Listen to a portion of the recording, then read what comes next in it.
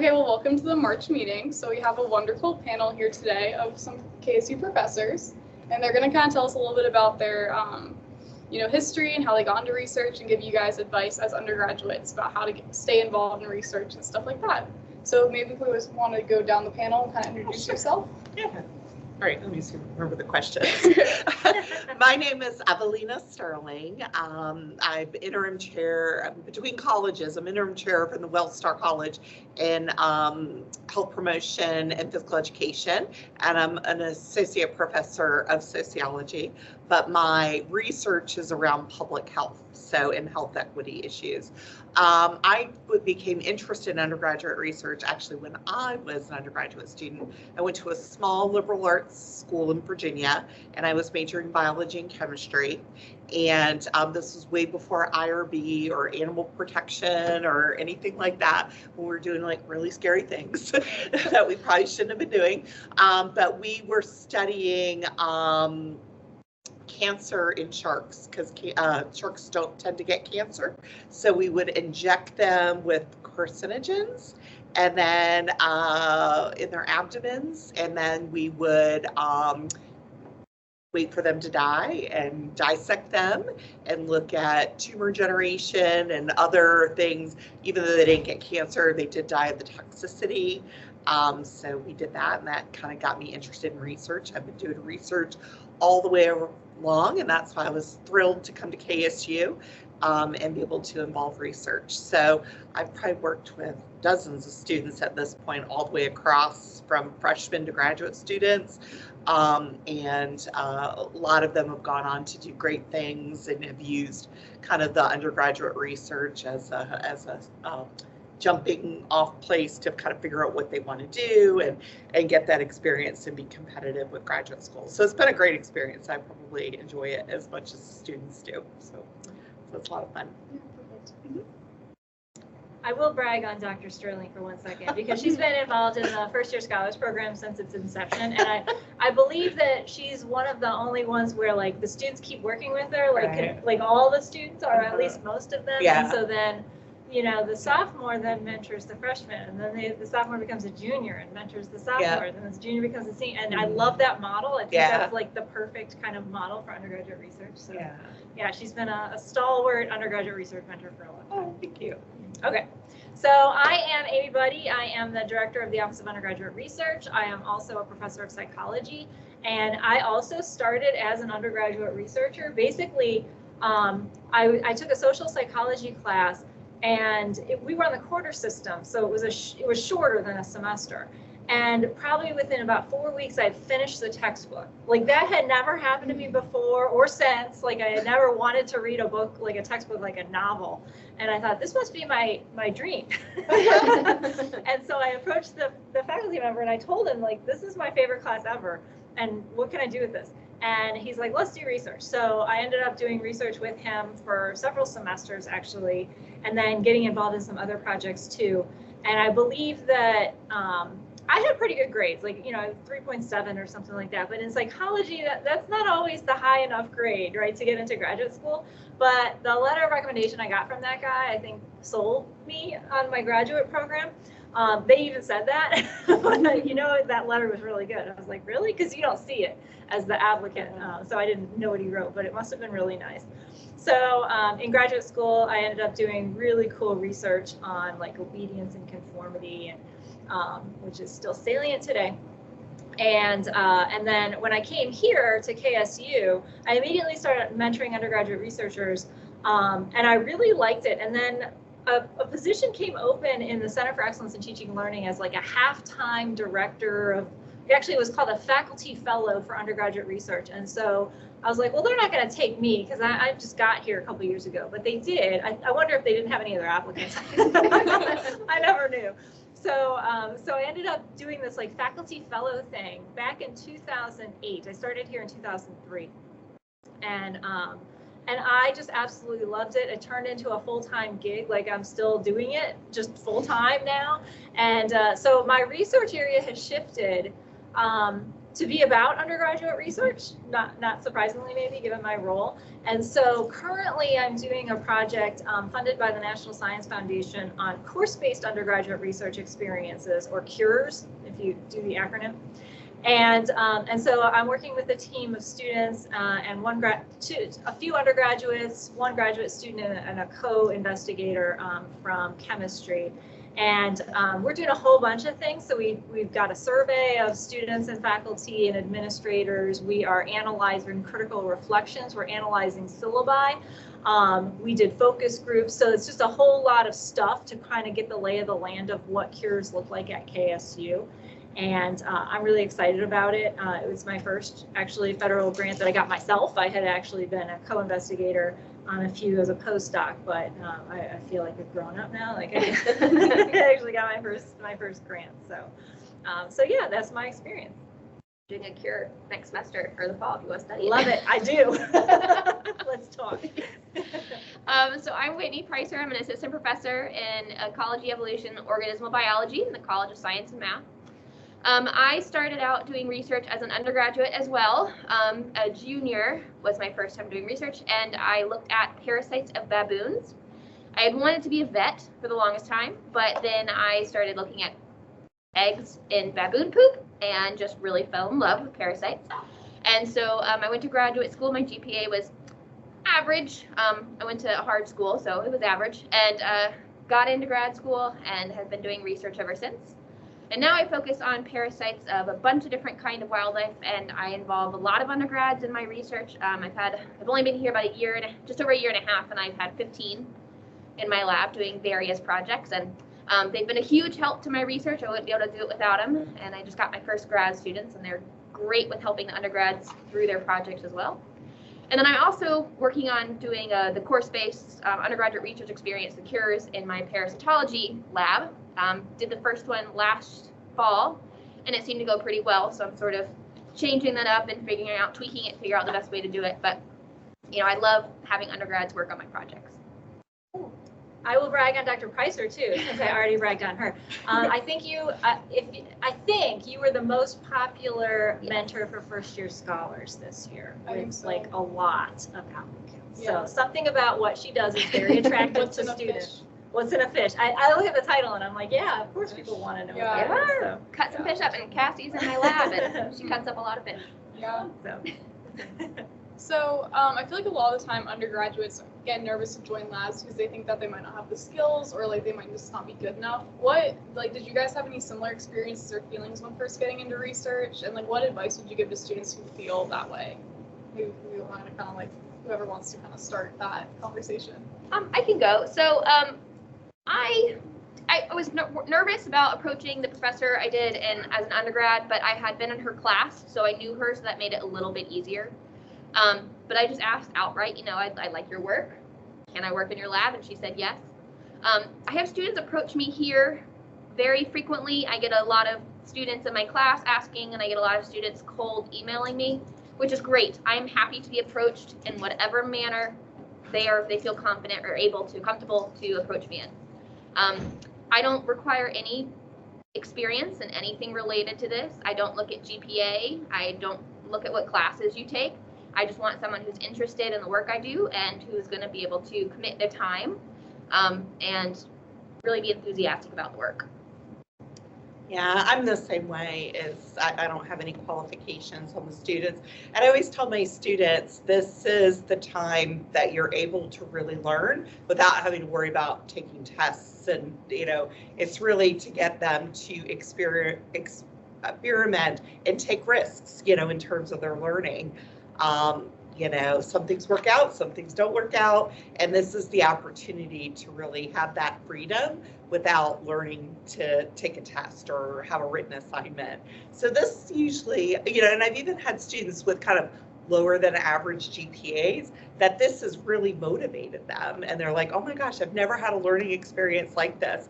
I had one student that her GPA was, really on the lower side. She was not motivated. She didn't really know what she wanted to do.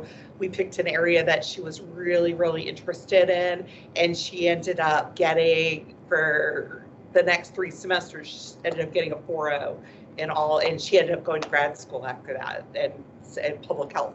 So it really kind of turned her around. So for me, it's more about getting students excited and wanting to learn something with that kind of hands-on experiential learning that you wouldn't get in a classroom. Yeah, I had a student like that too who to do a directed study, you have to have a 3.0, and she didn't. And I was like, well, let's just, we'll just, you can volunteer until you get a 3.0. And so she did. And then from that point on, she had like a year and a half left of school. She got all A's. Like, just, I think something like kind of lit under her that the research kind of emerged from her. And so it just helped everything. And there's data on that too, of course, that all the time. that research, it can be catalyzing for students who aren't finding themselves in like a traditional classroom, but like they get real excited about the research. They just need to find their passion. So, and that's even more important at a school like KSU because we're so huge, and this kind of lets you build these small communities within a huge school. And another thing that I told Amy, my daughter just graduated from Emory last year, and she knew from me about talk about undergraduate research, do undergraduate research, but she had a really hard time. Now, part of it was COVID, but part of it was at a school like Emory, they put so many resources into their graduate programs that's really where the faculty want to spend their time.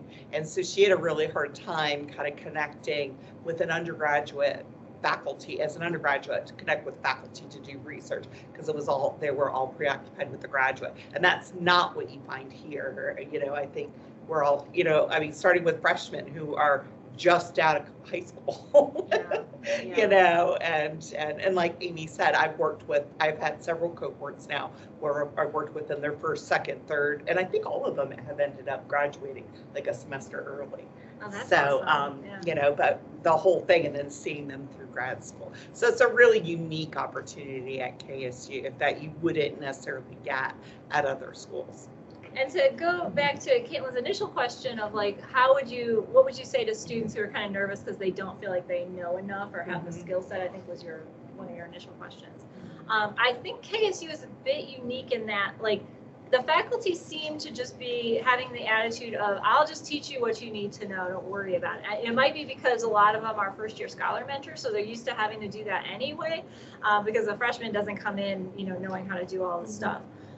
So if that's stopping you, like you feel like you don't have the skill set, I don't think that should stop you. I think the faculty don't care that much overall. There might be some that you'll come, that might be like, oh, you have to take this class first and then come back and talk to me. That seems pretty rare nowadays, actually. So just dive in. And also, I think a lot of us, I know you do, and I certainly do, have interdisciplinary, my background is public health, sociology, kind of public health.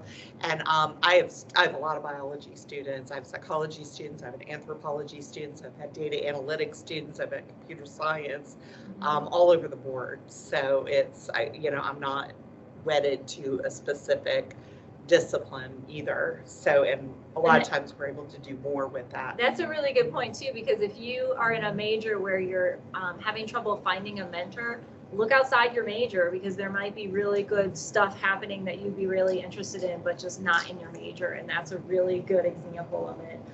There's a nursing faculty who works with a lot of biology students. I'm working with a computer science student because my cure research is on STEM fields. So any STEM undergrad is going to be relevant to this. So lots of opportunities out there.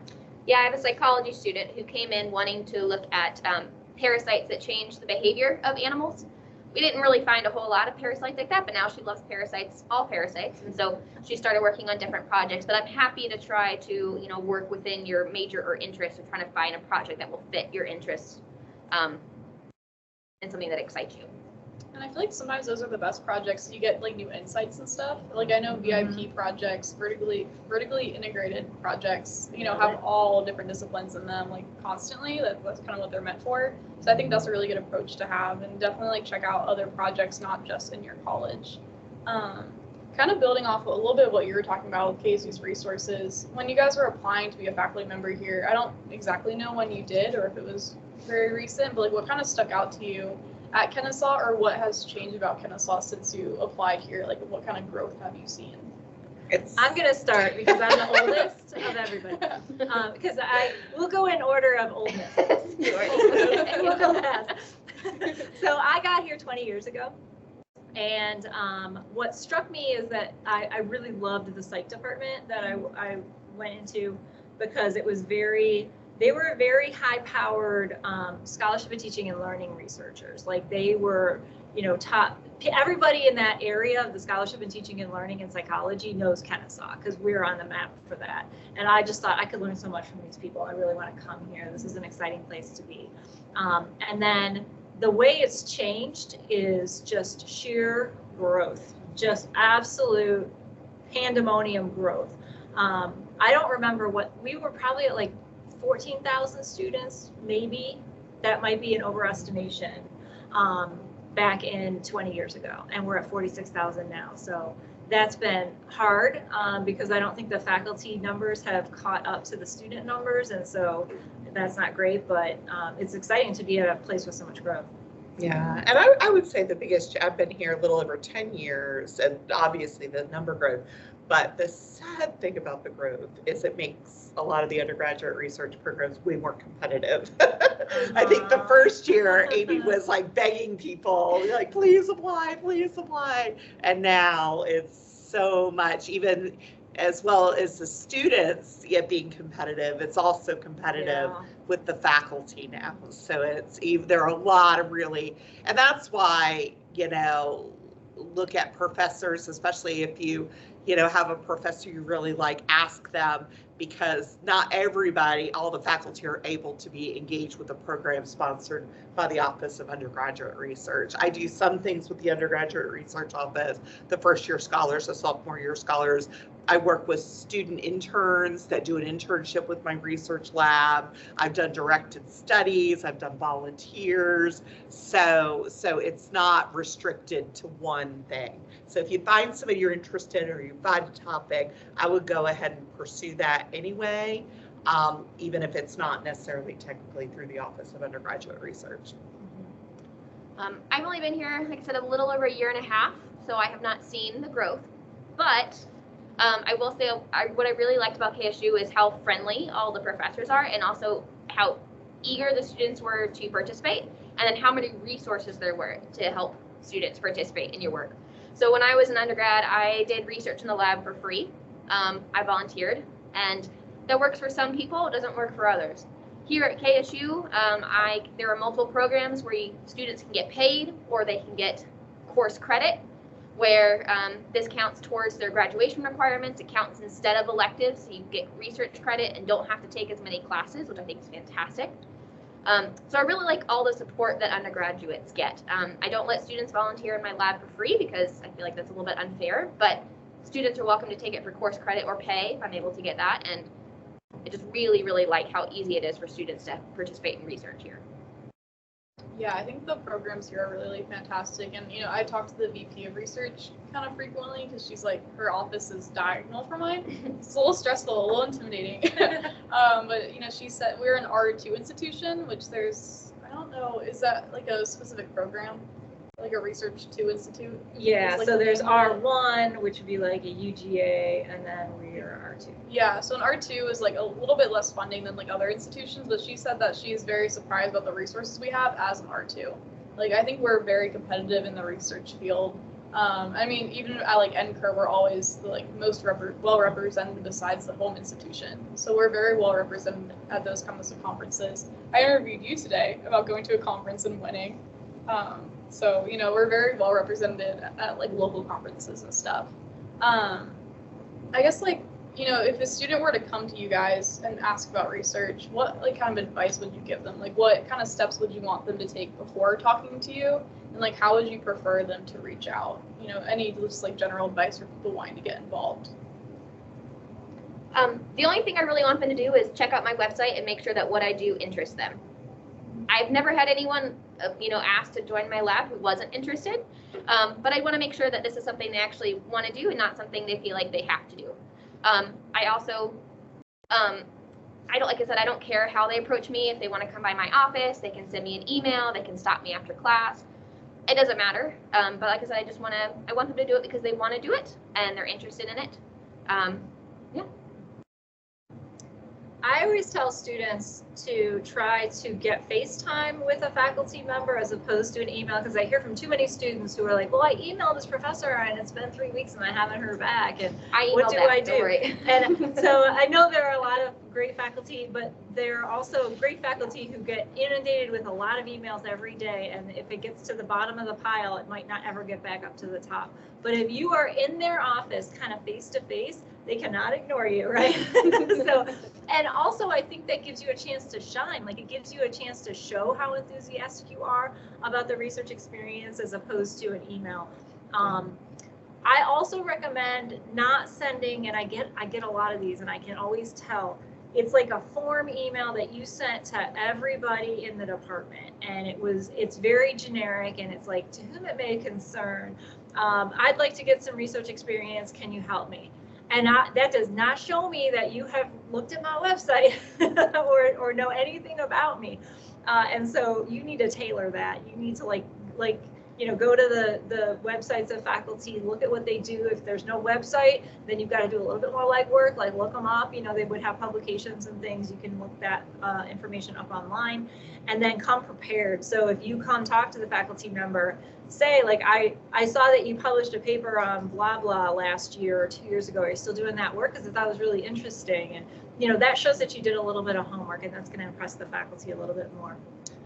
Yeah, and I think most of, I think we've all kind of said similar things. I mean, I think the two biggest areas to really sell yourself on is the interest and the commitment and the motivation that you have. And really that's it. If you show that you are really interested and that you're going to be committed and motivated to participate, I will find a place for you, no matter what your major is. I mean, that's really all I'm looking for.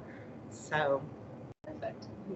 Do you guys have specific milestones that you like your undergraduate students to hit? Like, do you kind of try to work them towards like conferences, symposiums, like publications? Like, what kind of things do you expect from your undergraduate students? Yeah, so I like my students to participate in the Symposium of Student Scholars here at KSU. That's sort of a minimum requirement for most of my students. There are a few exceptions to those who are doing other types of projects, but majority present there. If they have an interest in attending another conference, I try to facilitate that. I took 2 undergrads to a big national conference with me last summer, and they had a blast. It was fantastic. They did a great job. I have another student working on some publications, so that's also an option.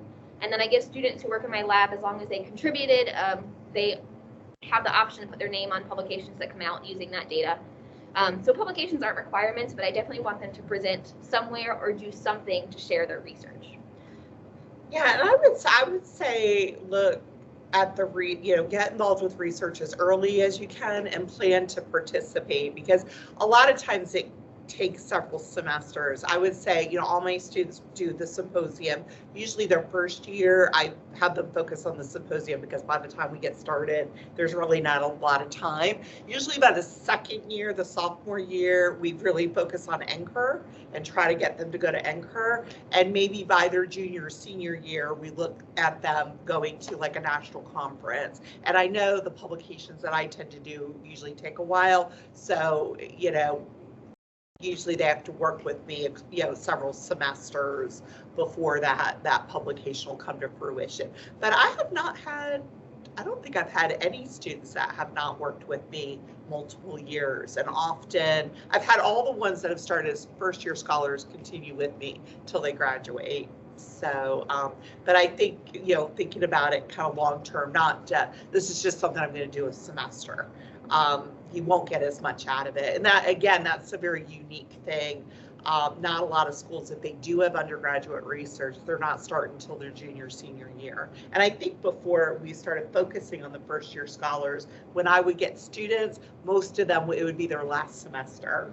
And they'd be like, oh, I want to go to graduate school. And one semester just isn't enough time to really go through the whole research process to be able to come up with some findings that you can present or you can publish on. And the other good thing about multiple years is you might work on multiple projects, and so you get to practice those skills multiple times. Like by the time you get to be a senior, and Caitlin's probably a good example of this. Like, how many conferences have you presented at, do you think? Counting like symposium and analytics day and I've been Anchor. to 3 different conferences, but I've gone to them multiple times. Like this is my 3rd time going to Anchor. I presented at like a psychology conference. I've been to symposium like probably like 4 or 5 Are times. you nervous to present now? No. See, It's very there it natural is, now. right? Like Yeah. the more you do it, the easier it becomes. And this is somewhat unrelated, but I remember when I was in graduate school and I had to teach a class for the first time, and I was so nervous to do public speaking because that was not part of my undergrad research experience. It was it was an R1 where you collected data. Like the undergrads did not do the fun, cool stuff that the students here do. It was like you are going to collect data, and then you're going to collect more data, and then when you're done with that, you're going to collect more data, and that's all you're going to do. And because that's just the culture. And so I didn't have a lot of public speaking experience, and I made myself so sick. Like my first week teaching, it was embarrassing, like how nervous I was. And now, like I can't wait to talk in front of people. I don't get nervous ever to talk in front of people. It's just a skill, and you just get better at it. Like any skill, you get better at it the more you do it. And so if you started your last, semester at KSU, you don't have time to practice that skill. You're gonna maybe, if you get lucky, present once at the symposium. You start as a freshman and you keep going for 4 years, look how many conferences can you present at in that time. So yeah, I think the earlier you can start and the more you can practice those skills, the better. Yeah, and in addition to the research, it does give you a lot of like unintended expertise and things like that, not just the public speaking, but mentoring. As my students kind of move up in their academic career, they'll mentor the newer students and everything, which is another really good skill, especially if you plan to go to graduate school, to have that mentoring that they're able to. And I feel like that they learn the skills better when they have to teach it to somebody else. I do the do one, see one, do one, teach one. So my undergrads mentor each other, and the more experienced ones help the newer ones do a lot of the lab work. And I think all those kind of things are kind of unintended skill development, is that you think I'm just going to go in and do this research, look at what's in a fish, but it's usually so much more than that. And that's where the skills, and no matter what you go into, even if you never look at fish again, you'll get these skills that you'll be able to take to whatever you want to do. So. Yeah, I tell my students the skills are transferable because let's face it, you're probably not going to dissect fish for a living, but you learn data management, data organization, communication, networking, teamwork. There's a lot of things, time management, a lot of things that you can get out of this that will be transferable to almost anything you go into. Yeah, and I think touching a little bit on what Dr. Buddy said about how, you only did the data collection, that's pretty much it, and you're cut off. I think the reason that students are able to build so many skills here at Kennesaw is that they're really a part of the entire process of research a lot of the time. I know every project that I've done here, I've been part of the conception and execution of the project and also presenting it. And I think that's a pretty common experience for people doing research. I mean, even joining as a first-year scholar student, I think they have a little bit of wiggle room to kind of choose a specific area that they want to talk about. Or you guys have all said, if they're in a different discipline, they can kind of mold it a little bit to their specific interests. Is that is that a common experience for other colleges, or? Not in my experience. And not at least for the undergrad, the place I went for my undergrad, even grad school, or the 2 postdocs I did. The undergrads, were just mostly data collection. They might get to do a few other things, depending on the project and the time the PI had, but it was mostly just data collection. They didn't get to do much else. Yeah. But yeah, I think it's really, really cool to see undergraduates presenting at, conferences and winning them, and getting to go to different national conferences. I mean, you've been here for Anchor for a very long time. Yeah, we got to host it and everything. So I mean, another kind of unintended benefit of undergraduate research, because I kind of start with students early, they've been able to use my research to parlay into a capstone project when they're a senior, or an honors project or something like that. So by the time they get to that, they're really able to write a really good quality paper, because they're not starting from scratch. They've gone through the process. They're kind of really part of this research, so it makes it much easier when they get to that kind of capstone projects. So I work a lot with students that are like, I have to write a capstone. Can I use? So that's always That's exactly what I'm doing. Yeah. So that's really helpful for people that are like, because I know students that don't have this are struggling with and really your capstone is only as good as your idea. So, and so they really struggle if they don't have that. But these are easy things that you can write about. And you have your research mentor too that can kind of help you in addition to your teacher. So I'm able to kind of review and give them feedback before they turn it in, which a lot of students, if are not working with a research mentor, won't have that opportunity. So yeah, and sort of along those lines, I help my students with pretty much anything they need. Like I help my students find summer internships or jobs. I help my students for finding permanent jobs after graduation. I help them with their CVs, the application itself, so I feel like mentors a lot of us do so much more than just helping you in the lab. Definitely. And I know a lot of time research is kind of thought about just kind of for undergraduate and graduate school, but would you guys say that research is also helpful for people, kind of wanting to just go into a job afterwards and kind of speaking to those skills a little bit about how it's helpful? Yeah, I talked about this at my first panel today. Perfect. The National Association of Colleges and Employers, NACE, does a survey every year of employers asking what are the skills you want new employees to have.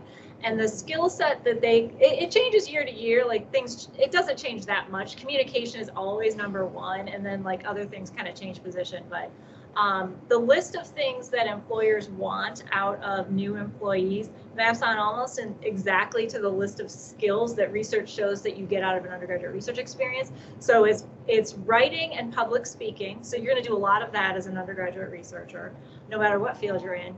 Teamwork, problem solving, that's what research is solving problems. Critical thinking. So you're really preparing yourself, I think, for a job or graduate school with undergraduate research. And like I said, unlike taking a class, it's really hands-on. It really allows students to take risks and try things that they might be nervous if they had to take a test on it, or something like that. So it's really a nice complement to kind of the traditional academics, and it should. I always tell my students this should be fun and low stress. At any point, if you're working on this research project and you're super stressed out, then we need to talk. This should be something that you look forward to, that you want to do. So it shouldn't, even if people say oh, I'm so stressed out, this should be like a stress helper. I've got so much to do. It really should kind of enhance your learning rather than take away from the time. Yeah, along the same lines, I've never had students leave my lab. I've only been here a little bit, so I've only had a few students graduate, but they've never gone into what they did here. It was always something else. One of my students is a home healthcare worker. Another one she's working with salamanders now. And so none of it is directly related to what she did in my lab or they did in my lab, but the skills are super transferable. Like Amy was saying, time management, communication, problem solving, working together, critical thinking. Those are all skills that they develop in research. And a salamander is a fish, right? Phylogenetically, yes. Technically, no. That was a loaded question. Okay. But yeah, so it's just, and it's also about what you put in, you get out of it. So I have students that go above and beyond to, I have a student, he's working on mammals, parasites, and he likes mammals, but he really likes reptiles. And so I try to give him extra opportunities to work with reptiles too, to really satisfy that work for him. And so by doing the extra work, he's really showing that he has great motivation and drive, and that's exactly what employers want to see. So the more you put in, the more you'll get out of it. Definitely, yeah. I think it just seems like here at Kennesaw, the research can kind of mold to you a little bit. It definitely sounds like, faculty members are willing to work with you guys and kind of make it more specific to you. I don't know if you guys have had experiences like that in the room or on teams, or maybe you have students online right now. They're like, oh my gosh, it's my PI. Yeah, I have one. But is there any other kind of advice that you'd want to give to students, about any process of the research, or maybe now that they've finished a project, what should they do? Like any other like kind of last minute advice for any of it? This is just coming off of an email exchange where a student has just totally blown it. And so don't blow it. Just because, and it's a freshman, and he's working with a faculty member in his department. What is he gonna do? Like he was just rude to her, and he dropped all the balls. And what's he gonna do if he has a class with that person? I don't know. It's going to go badly. So if you're going to commit to research, like actually commit to research and work with the faculty. We really have awesome faculty who will help you. And this faculty mentor just bent over backwards trying to help this student who just kept, kind of ignoring her. And don't be like that, because you've totally blown it with a faculty member who could have helped you get into internships later on, could have written you letters of recommendation, could have been a great mentor to you, and now it's done. So yeah. To build off of that, how do you know that you're ready to go into research? Like, would you advise them to kind of start it when they're taking a lighter class load? Like, what kind of things can they like look at within themselves to know that they're ready to start reaching out to do a research project? Like any That's a great question. I think again, it's the interest and the commitment. If you're interested and and you're committed to it. Like Amy said, I would be very open and honest, with your faculty mentor.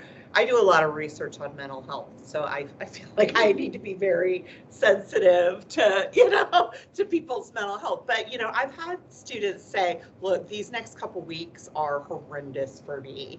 And I'm like, totally fine. Your schoolwork comes first, do what you can, and we'll pick it up when you get back. So don't try to just fake your way through it.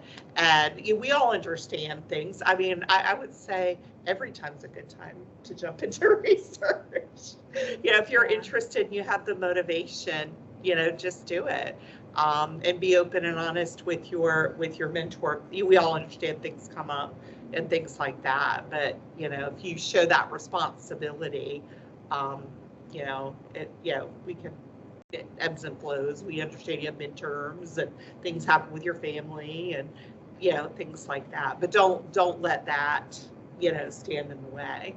So I also have students who show an interest come shadow someone else in my lab for a few hours to see if they like it, and as long as they like it, then they're welcome to start. And as I mentioned, I either do pay or credit, and so I have students working for the first time in my lab for the first semester start off with 1 or 2 credits. I don't let students start off right off the bat with 3, which would be 9 hours of work a week.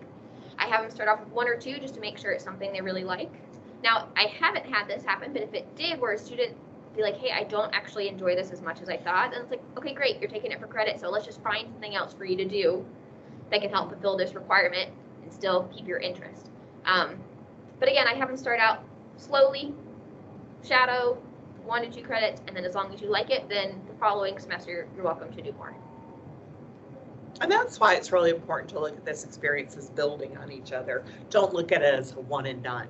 I'm going to do it this semester, and then I'm going to check it off the box, and then you really got to look at it, for the career, which is why it's really important to start early, and it gives you more opportunities. So, and I'm the same way. My projects evolve, and students aren't totally thrilled about one. We'll find something else that my projects are broad enough. So, and I think we have some questions online. Yes, we do. So one student wants to know if a project feels like it has like a lot of prerequisite materials that you need to cover. What are some ways that you could help overcome the stress that comes with that? Yeah, that feels like it's coming like from maybe like an engineering or a computer we don't science have that. perspective. I know of some like first year scholars who talked about literally like finding YouTube videos on the topic area and kind of teaching themselves. We do try, if that's happening, like especially with the first year scholars program, faculty are supposed to not have that as they're not supposed to have prerequisites because they're coming out of high school and they don't know how to do the things that the faculty member thinks they should know how to do. And so we try to like kind of weed that out. So if that's a first year scholar asking that, they should come talk to me, because that's a red flag for the faculty mentor. They're not supposed to have that. But there probably are kind of like literally like classes online and YouTube things and information online that you might be able to sort of catch yourself up and have that be, and honestly, that really ought to be part of the research experience too. Like you're catching up on this background information, and that's part of it. That's not like extra on top of what you're already doing. So yeah, that's a good question. Are there any other questions? Yeah, it's not a good question. How do you leave a project that you've lost interest in? Talk to us. Yes. Talk to us. Because I haven't had it happen yet, but I'm sure it will in the future, where students like, hey, I actually don't like this as much. Just talk to me. We'll figure something out. It happens. I think that's the reality, and we all know, for me, there's two options. One, I can find something within my repertoire of projects that you can work on, or I can hook you up maybe with somebody else.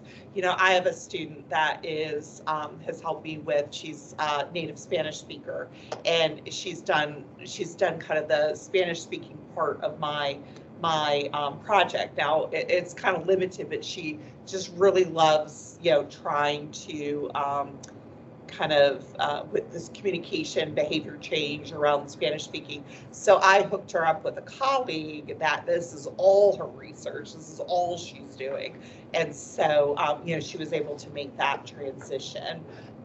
So I think we'll use our resources to help you, but like I said, the biggest thing is be honest. We've all been there, we all understand, whatever, whether it's because you're not interested or your life has gotten too hectic and you can't, just do not try to fake it through.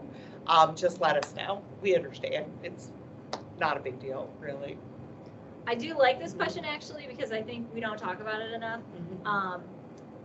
And I think if you can stick it out for the rest of the semester, that would be helpful. And if it's a directed study, you're gonna have to, because it's a grade, right? But even like pay, you're not gonna get paid, right, if you just stop showing up. So try to stick it out to the end of the semester. I think that kind of engenders a little more goodwill from the mentor than if you kind of bail in the middle of a semester, because we've planned stuff for you, right? Like we've planned that you're going to present at the symposium, or we're going to, have done X, Y, Z by the end of the semester. And if you bail in the middle of the semester, you kind of leave your teammates, if it's a group project, maybe in the lurch a little bit. So can you kind of stick it out? And maybe that's not possible, and I totally get it, but if you can stick it out, I think that's better. And it also just kind of gives the faculty mentor time to find somebody to replace you if they need that, as opposed to scrambling in the middle of the semester. The other thing is you've got to be like nice about it, like just not showing up, because this happens in first year scholars all the time. Like I'll get an email, I haven't seen my student in 4 weeks. Well, that's not great, right? Do not ghost us. Don't That's ghost like your the mentor. worst. That's the worst thing. You always have to be thinking ahead. Like I had a student who I'd worked with for like a little over a year on research, and then at the end of a semester she wanted to try something else, and I'm writing her a letter of recommendation because she did a great job. But if she had just ghosted me after a year, like forget about it. So you need these people, right? You need them for things later on, and so don't kind of destroy that. Don't burn that bridge if you can help it. So just like they've said, talk to us, but also try to stick it out to the end of the semester if you can. Are there any other questions online? Do we have any questions in person or any more questions online? Yeah. I'm in a weird spot. My faculty member is joining your office. Yes. Yeah. So I think sophomore. Now, I gotta join a different lab now. I don't know what I should be looking for. So Yeah, people, this is a great question, because it happens to a lot of, like if your mentor left KSU, you're kind of in the lurch there too. Hopefully your current mentor will provide a good recommendation to another lab to try to get you in somewhere else. That's a really hard one. You were, I interrupted. Oh, I was just going to repeat the question for the online people, just in case they couldn't hear. Yeah, that's a good one. But the question was, a student in here has been working on a research project for 2 years, but now their faculty member is joining a different office, so they won't really be doing research. So like kind of how to continue that research. As a student, I would, probably kind of go off the same thing as like looking for other labs on campus and kind of getting your PI to kind of talk to them. Have you looked into any other labs on campus? I looked at St. Louis, Lee, Tapu, Aurora, and Mitchell. Mm-hmm. Okay. I would say knowing Heather, she'll probably help you with the transition, Mm-hmm. give you ideas. So she's a great undergraduate research mentor. So And I I would know, talk to her. I would just talk to her and tell her. I think she'll provide you with some good. and I know some of the names that you mentioned, and they're all good with undergrads. So I think, because I don't know everyone you mentioned, but I know most of them, and you can't go wrong with any of those. I think an important thing too, like a kind of a skill that undergraduates have to develop, we do workshops on it, is like how to kind of market yourself as an undergraduate researcher. You've had 2 years. Are you a sophomore scholar as well? You've had two, no, but you were a first year scholar. So you've already had funded research, you just won this competition at a conference. Like I would definitely just make sure your resume is updated and like making sure knowing how to market yourself and the skills that you've been building for these past 2 years and making it very applicable to another lab. And we've kind of talked a little bit about how a lot of the skills are transferable and just kind of having that confidence in yourself, knowing that you can transfer those skills to a different lab. So, any other questions? It's about time actually. So, yeah, all the questions. I had some. Oh, how important is publication as a How important is publication as an undergrad? It's pretty rare, actually. So if you did have a peer-reviewed publication as an undergrad, it would really set you apart for, like, especially graduate schools would be really impressed by that. So it's not end-all be-all to have a publication before you graduate. And it's hard, depends on the discipline. Like my discipline usually takes years, to get the data and analyzing it and then publish. So yeah, it is rare, but it is icing on the cake if you end up, but that's probably something you need to start as a first year scholar to have the time to be able to get through the publication process. But obviously when you're working on any type of undergraduate research, obviously the faculty is going to want to publish on it. So you are contributing to the publication process. So, talk to your faculty mentor about how to best frame that, in your CV and your applications to grad school or work, about how, that you were an integral part of, working on a publication through the work that you did. And there's a lot of different types of publications too. I've seen conference papers, we have Cager here at Kennesaw. We have like a bunch of external different conference paper, just like publication places. So like what kind of advice for someone who wants to work on a publication, like where should they kind of aim for in the publication world? That's a great question for the mentor, because I think the PI on a project is going to have goals, and maybe Cager isn't it because it's aiming higher. It's aiming for, Cager, by the way, is Kennesaw Journal of Undergraduate Research. So it's for students at KSU. It has a good reach and it's peer reviewed and all of that. So it's legit, but it's an undergrad research journal. It's not the journals in your discipline. And so your PI is the one who would tell you where it's probably appropriate to publish that particular manuscript. I would also say, let them know that you're interested in that, and that will let them know that, okay, you must be in it for the long haul, right? Because if you were graduating next semester, it's just not happening. But if you've got 2 more years or more, and you tell them that I want to get a publication out of this at some point, then that might kind of help them kind of figure out where you belong in the lab. So.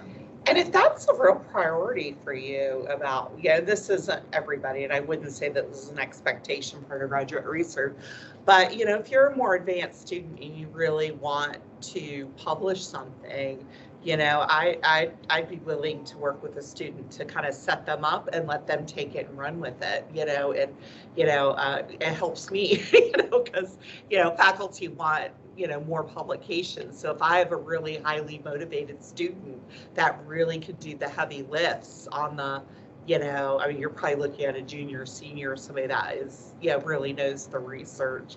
I would love that, you know, for a student to really have that commitment to be able to do that and be, you know, be the kind of primary author on something, you know, and I would always, as a faculty mentor, you know, frame it in a way that's doable. What's something that is reasonable that you can write a publication? What are some journals that would be, you know, appropriate? You know, they're, you know, showing articles, yeah, this is kind of like a similar article to what we're writing, you know, to kind of have a template. So we wouldn't just throw you up and say, we'll see you in a couple weeks with a fully formed, you know, paper. But, you know, if somebody's willing to do that, you know, I would love that, you know. So, because usually it's the faculty that has to come up with the idea and kind of, you know, but if somebody's willing to do that, that would be great. Any other kind of questions as we are kind of wrapping up? Cool. Do you mind hitting the slide? Yeah, if you have any other questions, you can drop them in the chat. I'll kind of try to answer them. But just for some, you know, almost end of the semester reminders, we have our last meeting on April 15th, which is the week of the symposium. And we're planning on having students who have won the symposium before kind of coming and talking to us about what it's been like to present and like how they gave a good presentation and got an award. Also, if you're interested in becoming a URC officer, you can fill our interest form and we'll be in touch with you about elections and just kind of like watch your guys' email for when the voting will open up. This is a great opportunity to kind of have like a leadership position and it'll look great on like a resume and give you some good experience for leadership. And then if you want to hit the next slide for first year scholars, sorry. If you're a first-year scholar and you're using this for event attendance, the quiz should be open, and it'll be open till about 6:40, and then there's the quiz password and everything. That's pretty much all for tonight. If the first-year scholars have any trouble with the quiz, let me know. I'm kind of like looking in that direction as she opens up the quiz. But, thank you so much for joining us tonight, and thank you guys for coming and speaking to us. Thanks for having us. So yeah, we'll just probably chill up here. I'm gonna chill up here and make sure the quiz is all good. But you guys are free to kind of roam around or whatnot. So thanks. Yeah, thank you guys so much. Thanks everybody. Yes, thank you.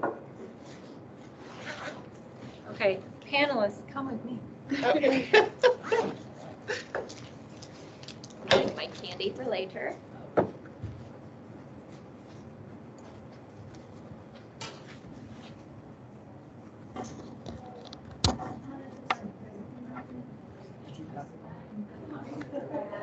You took the quiz and everything? Oh, okay, sorry. No, you're